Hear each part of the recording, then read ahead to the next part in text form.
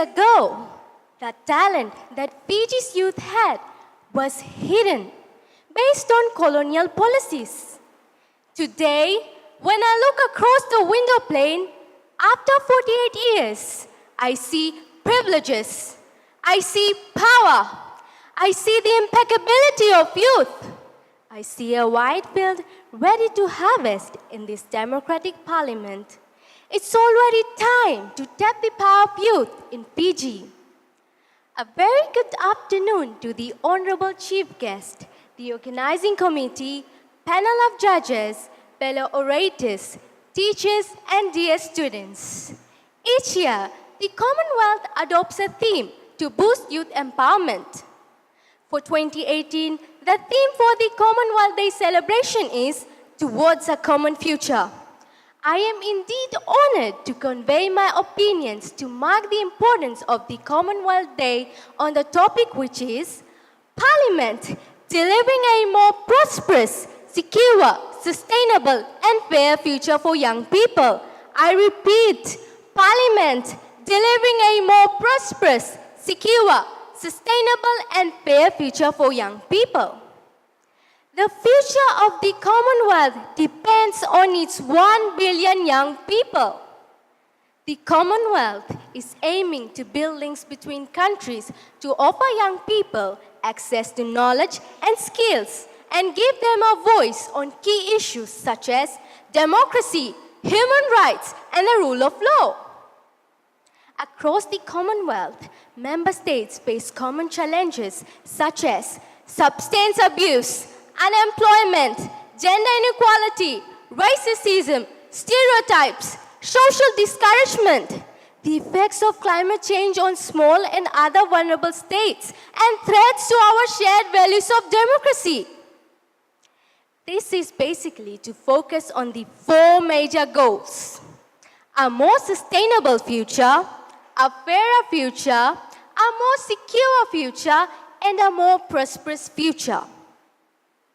What is needed now are increased efforts to promote youth participation and commitment, more services aimed at youths, more parental involvement, more education and information using schools and other sites, more protection for girls, orphan children, and young women, and more partnerships with people with HIV and AIDS. The Parliament has to ensure poverty reduction to better health and education. A more immediate consideration for government is that youth employment can mean the difference between a growth-boosting demographic dividend and a social time bomb. Let me ask, can employment help in securing a sustainable and fair future for young people? It is no coincidence that in the wake of Fiji's economical situation, investment in youth related to employment has entrepreneurship, which is one of the most important drivers for job creation. Additionally, social entrepreneurship offers not only a path for young people to transform their lives, but to also empower others. As stated by the Attorney General and Minister for Economy, Honorable Ayaz Sayed Qayyum, as published in the Fiji Sun dated July 7, 2017, and I quote, "Youths should not only be job seekers, but job creators as well," unquote. To note, according to a research, our country's population consists of 69.4% of youths. The government has almost invested $1 billion on our young people by providing free primary and secondary school education and by also providing tertiary education scholarships such as the National Topper Scheme and the Tertiary Education Scholarships. If we look back a decade, our friends and relatives were not that fortunate to have access to free education and bus fare policies like the youngsters of our country in today's generation. We are only one of the 5 countries in the entire Asia-Pacific region where inequality rate has dropped. This was stated by the Attorney General and Minister for Economy, Honorable Ayaz Sayed Khayyum, while providing his right of reply on the 2017-2018 National Budget as published in the Fiji Sun, dated July 27, 2017. Abraham Lincoln once said, and I quote, "The best way to predict the future is to create it," unquote. However, certain issues which our youths go through in the society has to be addressed in the parliament to ensure a secure, sustainable future for our young people.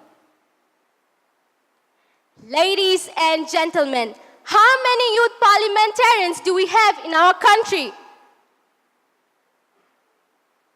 Are our youths well engaged in politics? Are you aware of the percentage of youths involved in politics and governance? Not so sure, or still thinking, right? Do we have a national youth policy? Yes, the National Youth Policy of Fiji was adopted in 2011. It focuses in 8 key areas: youth empowerment and livelihood opportunities, leadership, good governance and human rights, sports and recreation, youth health, life skills training, vulnerable youths, cultural and religious values and virtues, and environmental sustainability. It advocates a framework of networking partnerships, dialogue, and multi-cooperation between the various stakeholders in the public sectors. This is to ensure that the full potential of our young people is being developed for the betterment of the nation. As a result, in 2012, the Ministry of Youth and Sports was created to enhance and promote the development of young people in our country. Through policies and programs, this includes the National Youth Policy, the Duke of Edinburgh Award, Youth Club Support, National Youth Band, training centers, and the Seeds of Success program. Furthermore, the strategic plan of the Ministry of Youth and Sports from 2018 to 2022 includes redefining the classification of youth, promoting gender equality, ensuring project sustainability, and developing leadership potentials in our young people. Ladies and gentlemen, can we encourage our youths to step up? Will you encourage me? However, engaging young people in politics is critical to the safeguarding and strengthening of democracy worldwide, with an estimated 1.2 billion people aged between 15 to 24 on the planet. Justice and democratic legitimacy demand more than a token of youth make up 57% of the world's voting age population, but only 26% of the world's MPs. Ladies and gentlemen, presence of young people in politics can change attitudes, ending stereotypes about readiness or fitness to lead, while also encourage our young people to see politics as an arena open to their participation. As a Year 12 student, here are a few of my recommendations to boost youth empowerment. Firstly, supportive, positive environments for our young people needs to be developed in order for them to boost their skills. In addition, youth voices need to be heard and treated respectfully. We need opportunities to develop our capacities, latent skills, and efforts to discover what's possible. Moreover, more scholarship programs and internships needs to be established to develop the potential of our young people.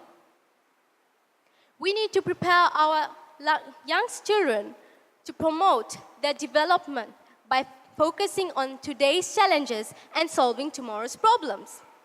Social, political, and economic engagement is impossible without economic empowerment, a point that is as true for all young people of either gender. This is why the notion of the Common Future Parliament, secure, sustainable, and fair future of young people is being promoted today.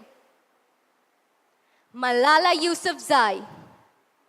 The first ever youth takeover of the United Nations once said, and I quote, "Let us make our future now and let us create our dreams tomorrow's reality." Ladies and gentlemen, let me close the curtains by saying it's time to make history. History through me.